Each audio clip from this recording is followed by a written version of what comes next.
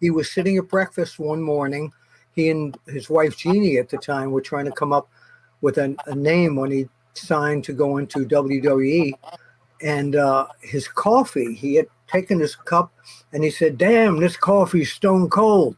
And she looked at him and said, "Ooh, Stone Cold." And that's how it happened. That's your name, yeah.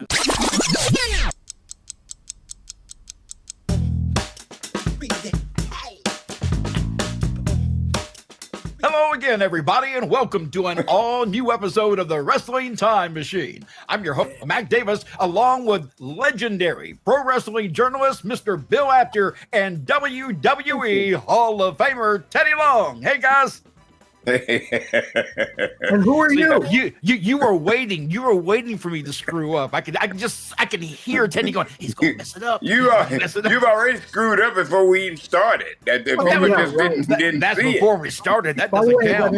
I got a new can of Tic Tac for the show here. Chara's here. Was that her name? Charo? What was that lady's name that used to do the See? little See what I'm saying? There you go.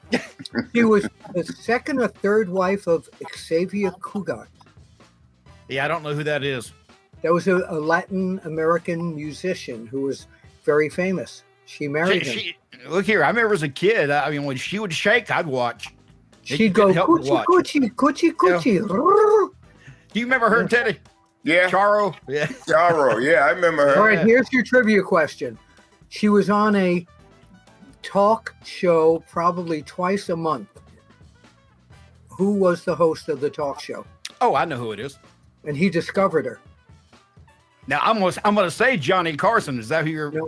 No, not Johnny, because I know she was on Johnny quite a bit. Who are you talking about then?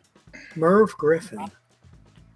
Yeah, that was before my time. That was before Johnny. Oh, he invented Jeopardy, actually. He invented Jeopardy, Wheel of Fortune, and a whole bunch of other quiz shows. Yeah. I wonder if he invented wrestling. That's what we're supposed to be talking about, right? So let's get into it. Oh, is that what this is about? Yeah, wait, we got a birthday this week. We got Stone Cold Steve Austin celebrating a big birthday this week. Yeah. You guys, any stories with Steve Austin during your Also, time? by the way, Trish Stratus, same day. Oh, really? Well, happy Same birthday. day. Hey, Trish, happy birthday. You're looking fine for your age. Let me tell you something. Doesn't she? Oh my Ooh. God. Yeah, she when I saw her at WrestleMania, I think it was, or one of these things we went to, she was just absolutely stunning. And I really expected to see an older lady with heavy makeup on and really trying to hide the age. No. This lady carries her age so well. And it's all a testament to eating and drinking the right things, taking care of her body and all the aerobics and stuff that she had done. She's just an incredible lady. All right, but Steve Austin, though. Let's talk about Steve Austin. Bill, you got any memories with Steve Austin? We've never really talked about him. I talk about him I talk to him maybe once a month. Do you really? Yeah. And what's he up to now? You remember the series of interviews I did with him last year for Sportskeeda? Bottom line, son, is he's a good guy, says what's on his mind, and he's my friend. So what do you want to know? Well, I just didn't know if you had any personal stories, maybe behind the scenes or something that happened with you and him over the years. He's always been great to me. He, despite the ban of the wrestling magazines that weren't allowed to talk to the talent or take pictures or interview them, he'd still talk to me. Still, he and I would call, and just all around great. What you see of Steve Austin is what you get. He's genuine, and he has a good time with his life.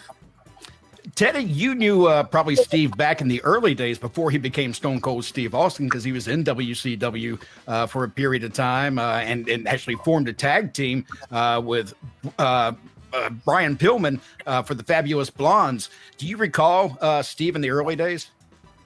No, I don't. No. I was back there, and I remember him coming in and stuff, but, I was just so involved in my own stuff, you know what I mean, till I didn't really get to know him until I started working in the WWE. And what are you fussing about, Bill? I've been with the magazine since 1970. Mm-hmm. Before he was Stone Cold or anything, when he was just Steve Austin back in Texas with Jeannie, I was photographing them and traveling with them back But then. I wasn't talking to you. I was Well, talking I know, to but Eddie. I know, but what you're doing is you were asking me about Steve Austin. I didn't know you wanted to go way back.